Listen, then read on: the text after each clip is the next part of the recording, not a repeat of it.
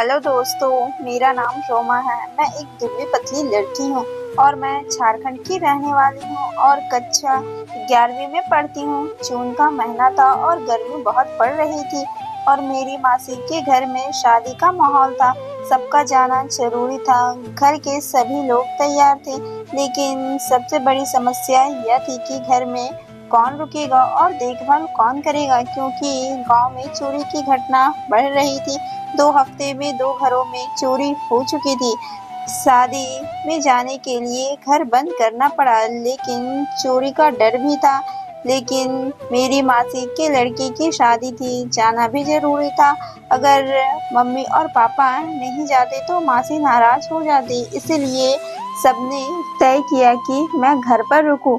मैं भी मासी की शादी में जाना चाहती थी, लेकिन घर पर कौन रुकेगा। पापा मुझे अकेला छोड़ना नहीं चाहते थे, क्योंकि मैं लड़की थी और चोरों से कैसे निपटती। पापा ने अपने सबसे खास मोहन अंकल को फोन किया और कहा, यार मोहन, 2-3 दिन के लिए हमें शादी में जाना है और मेरी बेटी घर पर अकेली है। अगर कोई परेशानी ना हो तो क्या तुम मेरे घर पर रह सकते हो।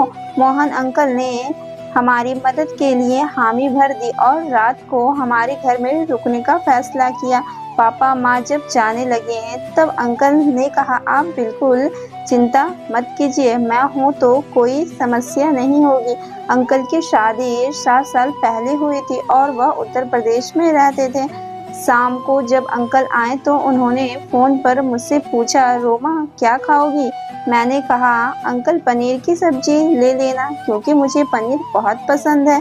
उन्होंने अपने साथ पनीर की सब्जी भी ले ली। जब वो आए तो हमने साथ में खाना खाया और बातें की। उन्होंने मुझे देखकर कहा, रोमा तुम पहले से बड़ी और खूबसूरत हो गई हो।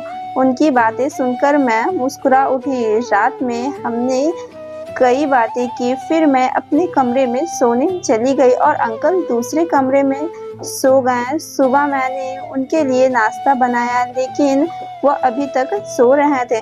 मैंने आवाज दी और उन्हें जगाने लगी और वह देर रात तक जागने की वजह से गहरी नींद में थे।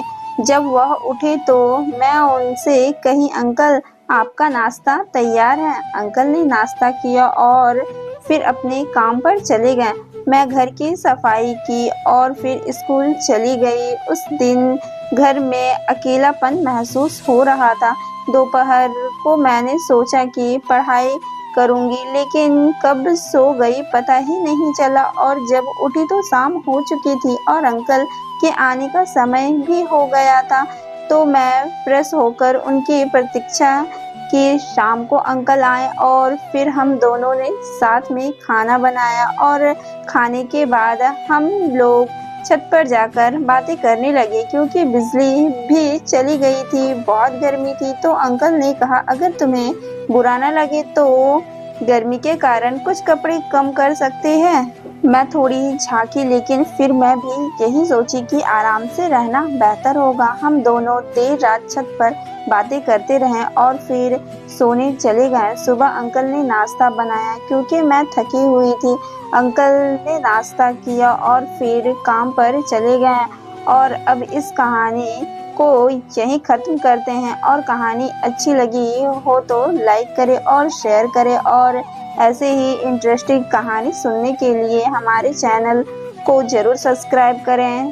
धन्यवाद। मिलते हैं नेक्स्ट कहानी में, और इसका दूसरा भाग चाहिए तो प्लीज़ हमें कमेंट करें।